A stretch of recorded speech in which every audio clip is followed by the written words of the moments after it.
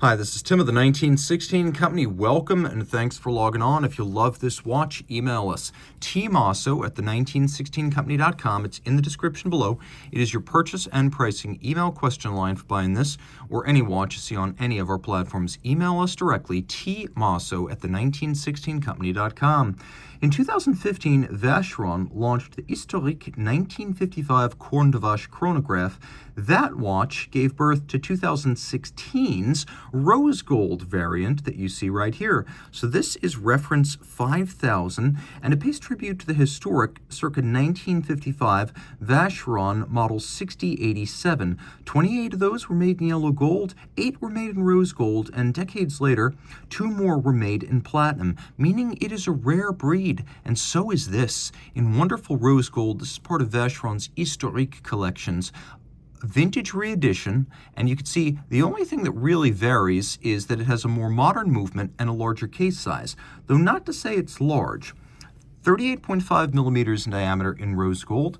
The watch is 11.1 millimeters thick and from lug tip to lug tip 47.6 millimeters with a 20 millimeter spacing between the lugs.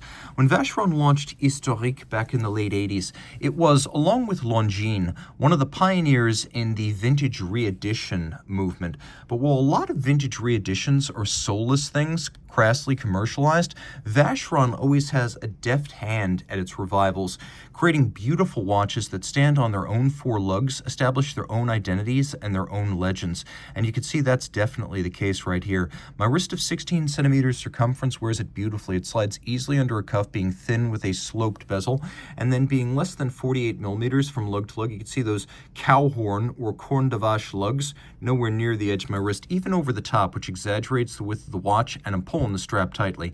You can still see those lugs are nowhere near the edge. So I could recommend this watch for a wrist as small as 14 centimeters in circumference. Again, mine is 16.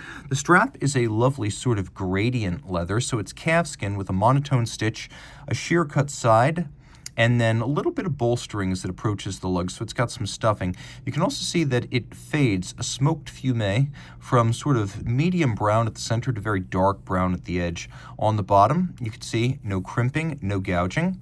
This is a Serapian Milano for Vacheron Constantin factory strap of extraordinary quality. You can see it's beautiful, and it's a cut above. And this is a fully handmade work of art, crafted, as you can see, in Italy for Vacheron, and perfect for this model. Taking a quick look, we have the Maltese cross on the buckle. You can see the name Unrock down there. That's the reverse of the manufacturer's name, Cornu. That's who made this buckle for Vacheron. The Corne de Vache case.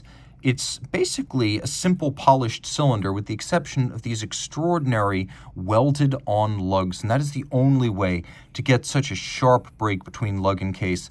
Lug and case made separately, the lugs inserted into slots in the flank of the case, and then welded on.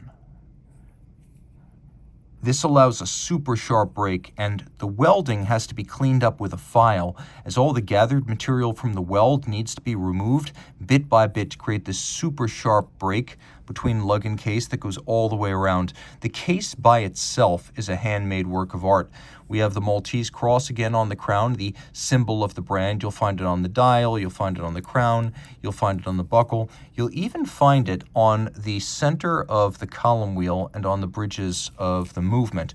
But taking a quick look at the bezel, you can see we have a little bit of a domed bezel profile that's slightly stepped inboard from the case band and true to history pump style pushers. The dial is silver satin. Now you can see there are 2 different grains. You've got the center, which is an opaline or non-directional frosted grain, and then you've got this sunburst, more silver metallic texture that rings the center dial. You also have a combination of black and blue printing for reading seconds, minutes, fractions of seconds, and also the tachometer.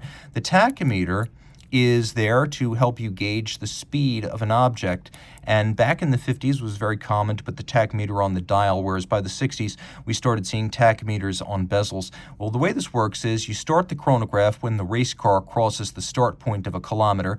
Then when that race car or airplane passes the stop point or the finish of the kilometer, you stop the chrono and you look at the number next to the chronograph's seconds hand, so 250 kilometers per hour.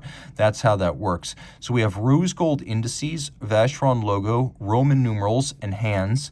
And if you look at the hour and minute hand, you can see they're baton style, but beautifully polished and rounded, vaulted across their tops, an unusual treatment that makes them look like they're handmade by a boutique independent. We have twin registers, each countersunk with a concentric pattern internally, blued hands for chronograph seconds and chronograph minutes, and you will see as the chronograph seconds hand reaches the top of the dial that we have instantaneous jumping minutes. Now this movement is based on the Lemania 2310, which is to say it's the same family of a Vache that went to the moon as the Omega 321 and served in the Great Patek Philippe 5070 as the CH 2770. There's your instantaneous chronograph jump. So this Lemania is a venerated thing, originally created by Omega and Lemania in the early 1940s, a very traditional column wheel lateral clutch chrono. The column wheel gives it incredible tactile feel, really exemplary, as good as any dotograph. Then we have a lateral clutch, and if you look, one of the quirky features of lateral clutches, you've got the driving wheel off the fourth wheel of the movement. The intermediate wheel, and the chronograph center wheel all have different pattern teeth. Now it is Geneva hallmark. You see it on the balance cock. You also see it on the case, as since mid-2012 it has been a full watch standard of quality, not just movement finish. So you can see here it's actually been upgraded in a couple of ways. First, it's been upgraded from the standard Lemania finish to Geneva seal finish, which is above and beyond, and frankly I don't need to elaborate too much. I think the details here are self-evident.